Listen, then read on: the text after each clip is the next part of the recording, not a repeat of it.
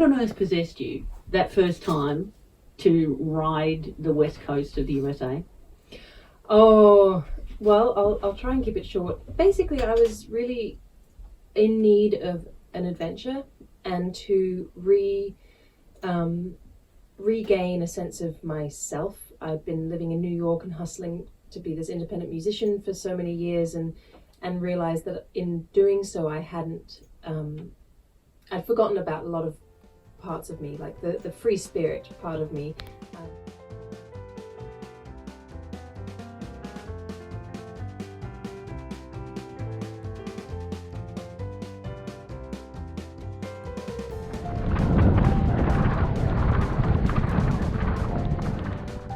What is the Great Song Cycle? Well, in musical terms, a song cycle is a set of songs that tells a complete story, oftentimes about love and wanderlust. So it is no accident that I should name my concert tour the Great Song Cycle, both for its literal definition that I will be singing and cycling, but also for the fact that it is one of the more romantic ideas I have ever stumbled upon. The concept first came to me over a cappuccino in Brooklyn with one of my best friends, Haggai. We were chewing the fat after our weekly swim workout, solving life's mysteries, and I was bemoaning my current frustrations with my career and life in the Big Smoke, New York City. I was about to release my third album, called Gardens in My Mind, on Sunnyside Records. It was a project that I was deeply proud of, and yet concerned that if I did not tour the album, then it would never get off the ground. One of the main issues about touring that I was grappling with was the negative impact I'd personally be having on the environment by flying and driving. That's when I remembered my trusty touring bike, the one I had travelled through Europe on 10 years earlier, and I said aloud, "Why don't I just pack up my bike and do a solo concert tour down the west coast of America? I've always wanted to ride the Pacific Coast Highway. It would be virtually free, environmentally friendly, and even if the gigs suck, at least I'll have a great adventure. I know, I'll call it the Great Song Cycle." And so, as easy as that, the idea was born. Now all I had to do was do it.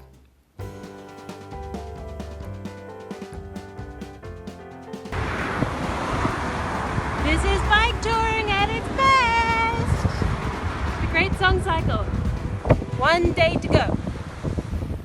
What I loved most about this idea was that I was finally able to combine two potentially opposing aspects of myself. The restless adventurer who loves to live simply, sleep under the stars, bathe in freezing lakes, talk to strangers, deepen my smiley lines by looking up at the sun, and doesn't mind turning my socks inside out to save on packing weight, with the elegant jazz singer-songwriter who thrives on dressing up and performing concerts around the world. The concept of the Great Song Cycle is how I've managed to align all of my true values, including doing my part to lower my carbon footprint, connect with communities, and, instead of running away from one dream, to be a professional musician, in pursuit of another dream, to be a badass traveler, I get to combine them into one mega dream. Executing a tour on a bicycle is more complicated than you might imagine.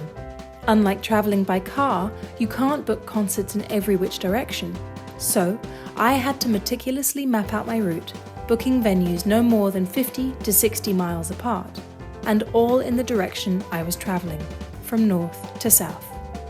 I also had to take into account the fact that I would be carrying all of my instruments, bike gear, concert clothes, tools, camping equipment, and snacks in 4 Ortlieb panniers, totaling a weight of about 30 kilos, and the only way I would get from A to B is by my own sheer strength of body and mind.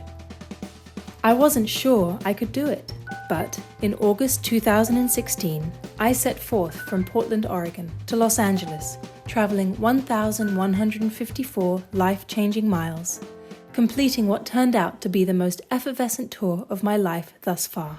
It's my last day. It's the 6th of September, and I'm biking down Ventura Promenade, and there are surfers at 7 a.m. Amazing, beautiful morning. I feel very strange, a bit tearful, but I'm not there yet. I've got all day to ride, so here's the day, and here's to life. Thereafter, I wrote a book, an album of new songs, and then, 3 years later, I decided to do it all over again. This time, twice as far, twice as hard, and more than twice as many gigs, in my second home, Australia. This is the story of that tour, the Great Song Cycle Down Under. Here we go! Day 1 on the bike. So far so good. It's not been very long, but literally meter by meter, and I have 2,500 kilometers. What's that? 2.5 million meters to go. My destiny is to have a little bit of a left of centre career as a musician. I'm not necessarily going to be in the fancy tour buses or first class plane tickets, but I will have the best view because I'll be on a bicycle, and I will be the master of my own destiny because I'll when I need to go, I can go. I made it to the A1. I've only got 7 kilometers to go on it, but there's no hard shoulder and shit tons of trucks, so I think I'm gonna walk. There's grass in people's gardens, so I'm sort of biking through them, and I'll just push and roll. Probably gonna take me an hour or 2, but hey, that's what I've got to do. Alright, bye. In the end, I resorted to putting on a smile, holding out my thumb, and hitchhiking. It seemed the safest bet. After all, I was but a fly in comparison to those 18-wheelers. I waited for about an hour before an elderly gentleman named Cole pulled up and said, "If you were my daughter, I'd hope someone kind would come and help her out." Turned out, his daughter's name was also Jo. I made it 53 miles uphill and downhill, carrying all this luggage behind me. I'm exhausted, so I'm going to have a cream-filled lamington and then jump in the sea. Hello. I'm just entering Crowdy Bay National Park. Had a little banana bread and about to get on a gravel road, but it looks okay. Anyway, all I can hear is the ocean, just over there, and the birds. So, here, take a listen.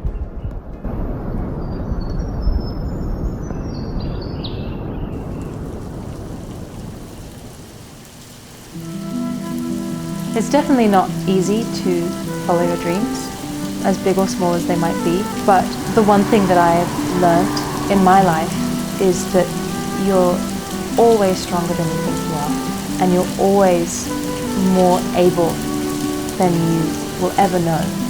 And my mum always used to say, get up, get out, get going. No matter what, just achieve one thing in the day.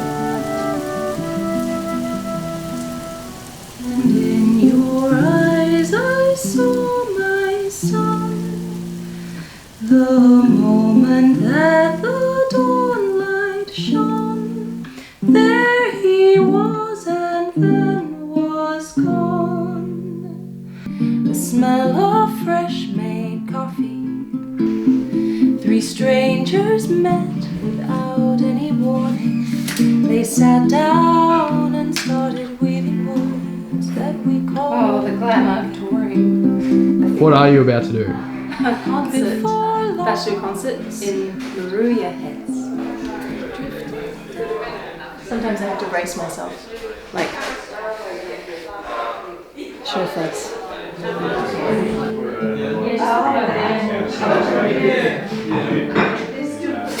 Welcome, Joanna, and we're really looking forward to hearing you live.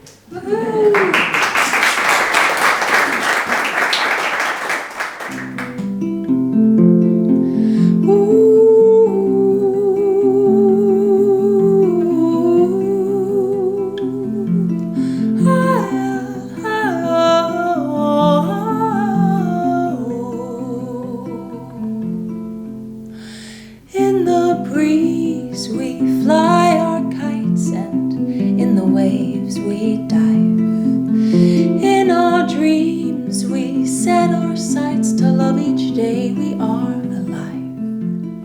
When I did this in California, I was absolutely hard-lined with I'd blown my knee out, and I was like, no, I can still pedal with one leg. It's going to be fine. And I did for about 3 days until I was like, I need a lift. This ship has sails made of blood and bone, and it knows the way home.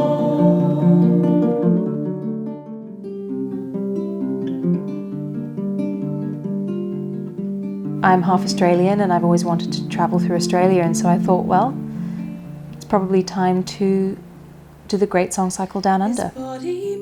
I took about a year planning all the concerts and book events and the whole route that I would take between Brisbane and Hobart, and now I'm in the middle of it, and it's going really well. It was 4 a.m. past the witching hour, shadows fell against the wall.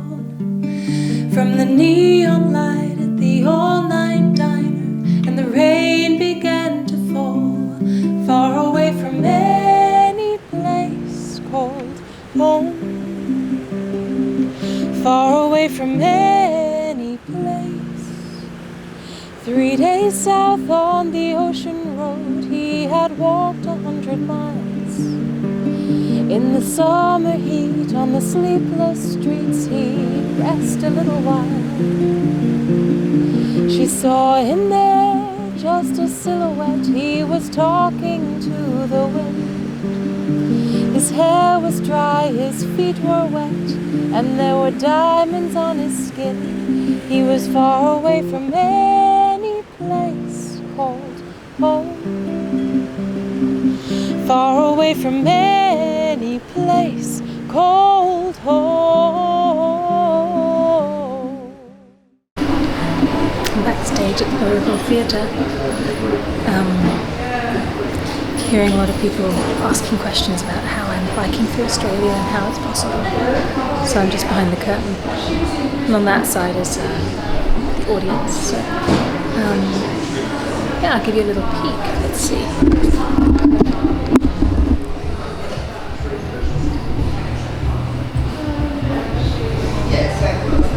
Little peek. So yeah, this is our job, trying to keep it all together. My ankle is very sore, and tomorrow I've got 100k to ride to Port Macquarie. So thinking positive, and now I'm about to do a 2-hour solo concert. It's crazy. Alright, see you later. Where am I? Near Mungo Brush, kind of close to Hawk's Nest. It's my destination for today, and I just wanted to show you this amazing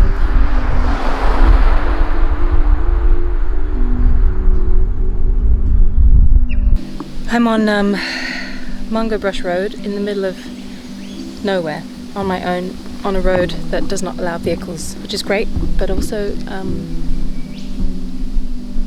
yeah, I'm a bit unnerved. It's very, very rocky, very bumpy. So I'm riding, standing up the whole time. Hopefully it doesn't turn into sand. I don't know, maybe a third of the way through, maybe a quarter. But I have one choice, is to keep going. My GPS says I'll be there in 2 hours. It's very beautiful. If I wasn't so scared, I would be very happy.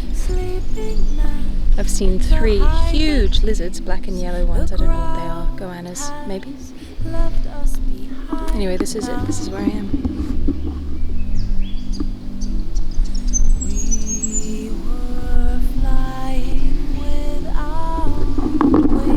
Hello, I'm at Newport Beach.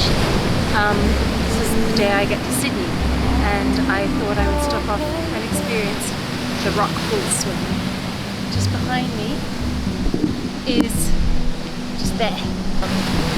Yesterday was a bit of a toughie. It was raining in the morning and I was just exhausted, so it was pretty tough, but I knew today would be beautiful, and I got the 7 a.m. ferry from Ettalong to Palm Beach, which was gorgeous, and then had a nice breakfast, met Peter and Phil, 2 old geezers, who talked my ear off for an hour and a half, and then advised I had to swim here, so I am swimming, and Linda and Gary are looking after my bike, and I could stay here forever. It's pretty amazing. So yeah, I feel very lucky and very happy. Okay, this is the moment I get to Sydney on the boat.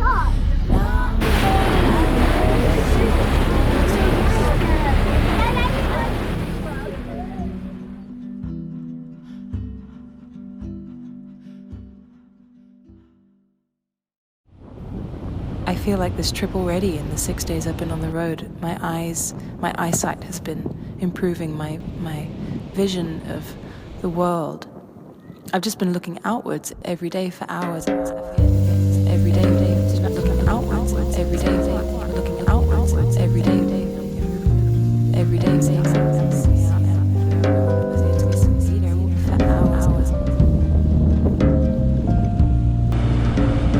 Over the small brave road, the wind blows, tree and bush are left behind. Only stone and moss grow here, nobody's left anything to find. Ooh, on a mountain pass, footfalls, feathers, wind blows westward. Ooh, on a mountain pass, beauty blinding leaves you breathless. Made it to Tathra.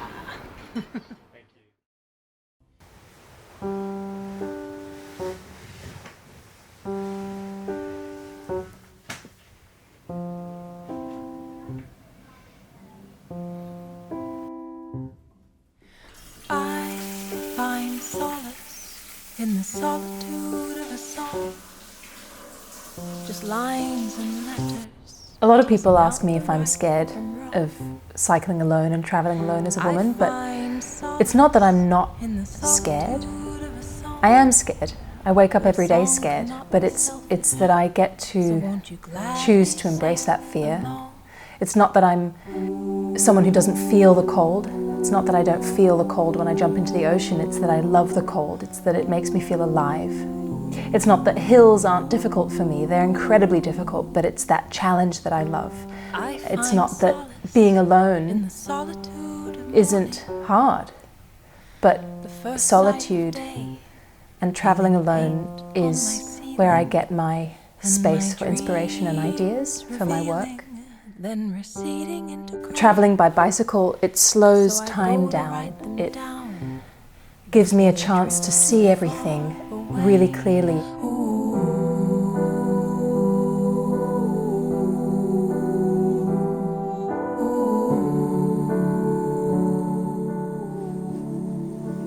It took me years to admit that I wanted to be a singer. I spent most of my childhood rejecting music in one way or another. Even through my college years, even through my early 20s, I didn't tell anyone I wanted to be a singer or that I was a singer. And there was one time where I was at a birthday party and I saw these two friends who were not professional singers but had lovely voices, and they just sang. They sang in perfect harmony and everybody applauded and they loved, everybody loved it. And I just cried, and I cried because I wasn't being true to myself. I had this pain that music was something that I wanted so badly and that meant so much to me, but I wasn't brave enough to admit that it is what I wanted to do with my life because I knew how hard it is. And so it took me many years to finally take that leap and face my biggest fear, which might sound strange, but my biggest fear is to tell the world that no, music is everything to me and it's what I want to do. I find solace in the solitude of a song. Just a bunch of lines and letters teasing out the right from wrong. Yes. I'm here to introduce Joanna Wallfisch, and Joanna is a pretty amazing young lady. She's written a book, and you might notice a few copies over here, and I read the book the day before yesterday, and I really enjoyed it. It's about her bike journey from Portland in Oregon Portland, Oregon to LA, a trip of 1,000 miles, 1,600 kilometres, on a bike, which is, I believe, upstairs at the moment. Ladies and gentlemen, Joanna Wallfisch.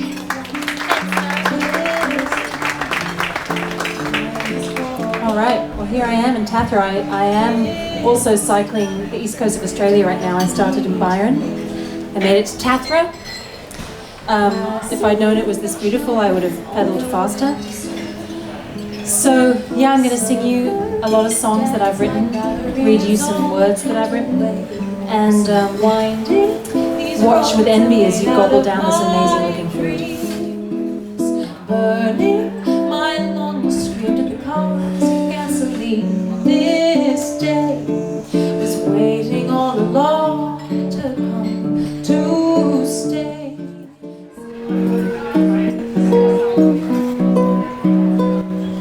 I'm going on a road trip, riding down a well-worn path.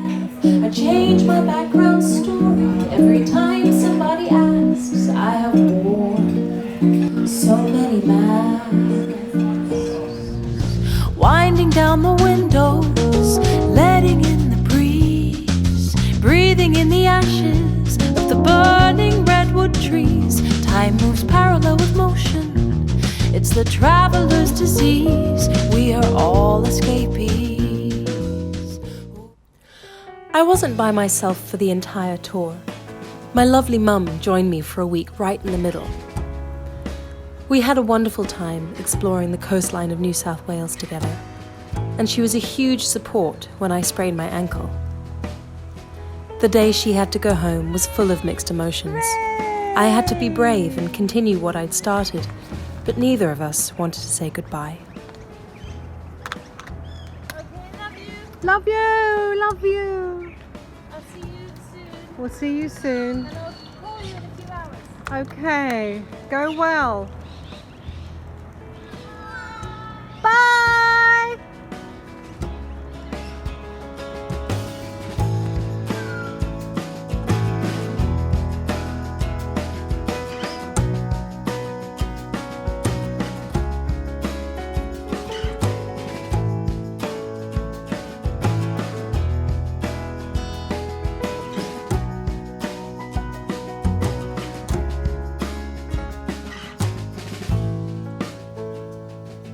For the final stretch of the tour, my partner Daniel came out to join me. It was great to have some company after nearly 2 months of cycling alone. Daniel, where are we? We are on the spirit of Tasmania. We're getting on the boat. We're getting on the boat.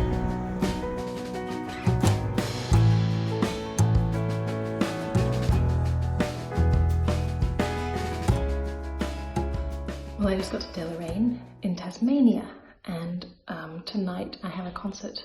I took the overnight ferry, Spirit of Tasmania. It was very rough, and it was like sleeping in a roller coaster, which was exciting, except I got a terrible night's sleep, and now I have a terrible crick in my neck and back, which means I can't really move. So I'm in a bubble bath now, trying to release the tension. I did a 2.5-hour bike ride from the ferry to Deloraine, and which was beautiful, even in the rain. The air in Tassie is amazing. But yeah, finding it hard to breathe. Don't know if it's stress or what, but yeah, it's not easy, this tour, even if I wasn't biking. But it's amazing. And this is the final week. This is the first concert of the Tasmania stretch. Anyway, I'm going to go and submerge myself back in this hot water, and fingers crossed I feel better soon. Okay, showtime in about 2 hours. Hello. Okay, reality of cycle touring and overdoing it, overscheduling, thinking I am invincible. I have been in excruciating back pain the last 3 days, since Sunday, it's Tuesday. And so, once again, I'm going to have to fold and get a lift today. Luckily, we are very spontaneously being put up by a wonderful couple north of Swansea in Tasmania. who we've never met, just a friend of a friend introduced us, so, but apparently he's a ukulele maker, so that's perfect. Anyway, it's a beautiful day. The last 2 days of biking, except for the pain, have been amazing. Tailwinds and clear skies, cool air, most extraordinary views. I'm at the St Andrew's Inn here, apparently haunted by Lucy the ghost and her daughter. It's one of the first convict buildings built back in 1835. Anyway,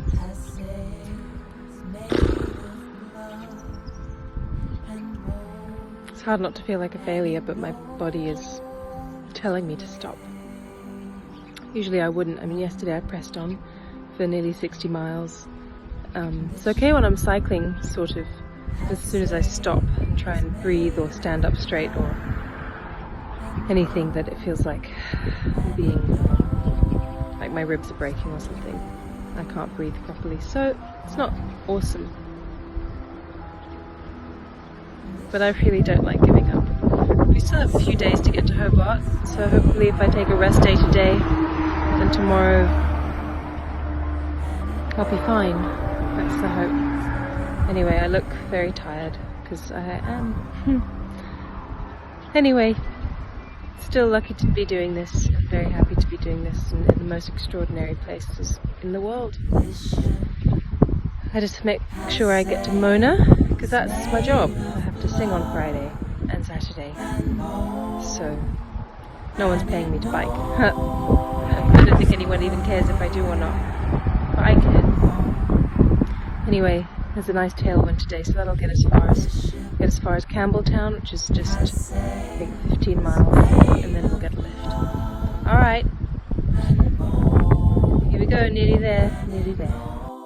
About 2 hours after this moment, we were met in the middle of the highway by that friend of a friend, whose name was Keith. He carefully squeezed our bikes into the back of his camper van and transformed what had begun as one of the hardest days of the tour into one of the most brilliant, surrounded by new friends, impromptu music making, pizza and wine, and even a spontaneous overnight stay on Mariah Island. All in all, it was the perfect reminder that behind every cloud there shines the sun. No tenemos protección cuando llegaré. One of the things I love about Australia is that the road signs tell it as it is. And I just climbed, I hope I've just finished climbing, what they call Break-Me-Neck Hill. Bloody hard hill, but fantastic. It looks like it goes down from here, but I'm never too sure. Anyway, I couldn't be luckier today because it's a stunning day in Tasmania and it's the penultimate day of the tour. At this moment I'm quite relieved about that, but we'll see how I feel tomorrow when I get to Mona. Anyway, I better get on with it. Here we go, Break-Me-Neck Hill, but not really. A little stretch over the Tasman Bridge, look at that. Wellington, I think. Woo! Lucky we have a bike club. Hooray! Mona! This is the moment! We made it. We are riding up the road to Mona. Amazing. Oh, speed bump.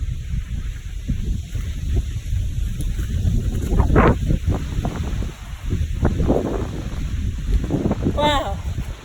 So many I've done Queensland, New South Wales, Victoria, Tasmania, and Western Australia on this great song cycle. And it's a beautiful day in Tasmania. It's a beautiful day at Mona. And of course, like all good bike rides, we have to end going up a hill. So I'm going to sign off. The Great Song Cycle Down Under was by far the most challenging tour of my life. Despite the oftentimes poor cycling conditions, I biked almost 2,000 kilometers between Byron Bay and Hobart. In order to keep body and soul together, I did give myself a few allowances to hitchhike and take a bus when I did not feel safe on the road, or when mind over matter simply couldn't hide the fact that I had no physical strength left. By cycling the distance I did, instead of driving or flying, I reduced my carbon footprint by a total of just over 4 metric tons. I was on the road for 60 days, and between book launches, concerts, and radio interviews, I performed a combined total of 38 shows. Oh, and I didn't get a single flat tire. There were plenty of tears, especially that day in Tasmania when a bee decided to fly down my scarf and sting me on my already painful neck. But for every tear, struggle, and frown, there were umpteen more smiles, laughs, and hopeful moments. Not once did I feel threatened by humanity. Rather, everybody I met showed me great kindness and warmth. When I felt lonely, I listened to the exquisite cacophony of birdsong that filled the air around me. When I had doubts if I could go on, I would look into the opalescent light of the Australian sky, and somehow the miles would pass. I rediscovered a country that requires deep listening to even begin to understand, and I tried my best to tread lightly, for we do not own this land.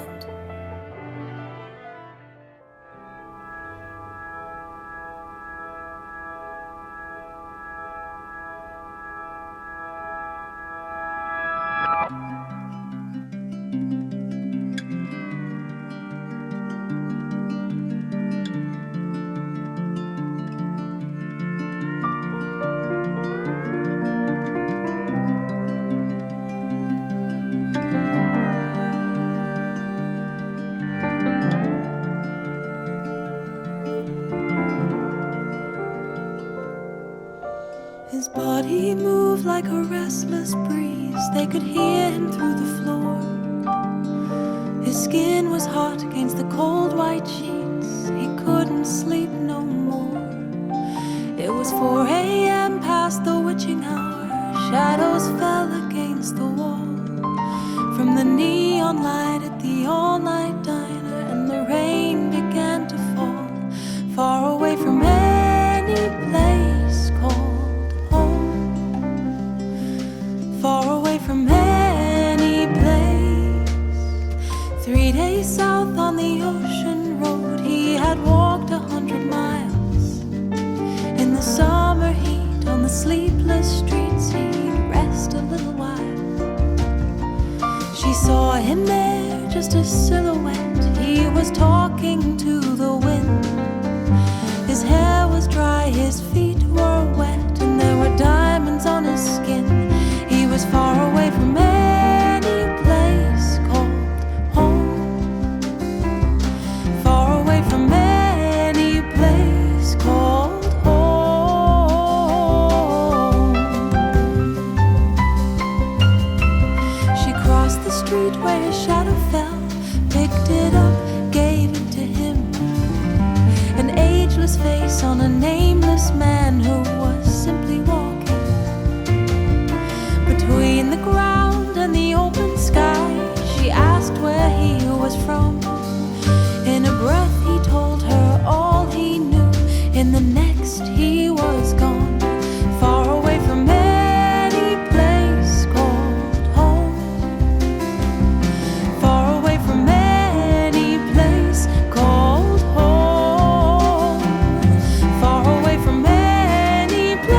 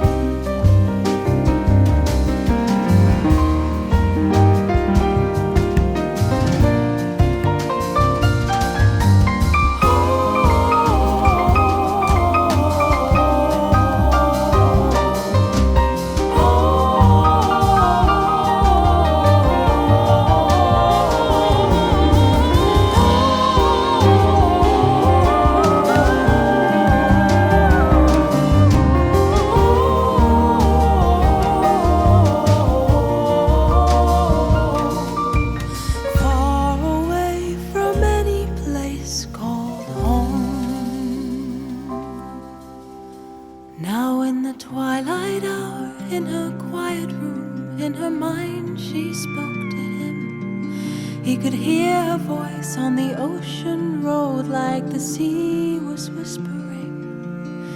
His body moved like a restless breeze passing through an empty space. He went to sleep on a city beach with the moonlight on his face, far away from any place.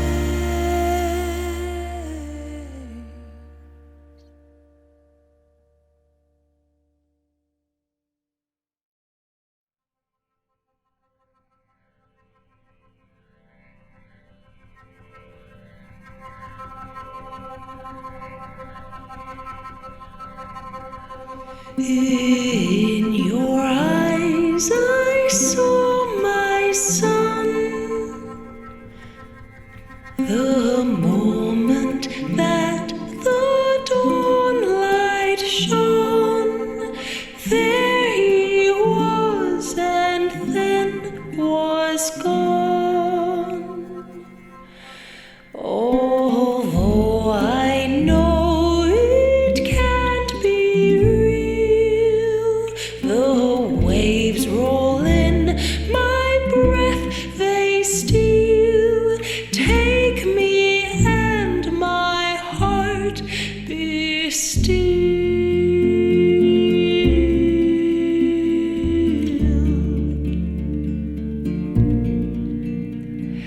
At a long ferry, all alone in the early morning, the smell of fresh made coffee. 3 strangers met without any warning. They sat down and started weaving words that we call talking. Before long, a secret drifted down the northeast winds and settled on the table, nestled there between their plates, and waited until it knew they each could keep it. Then with a wave they said farewell. May the tailwind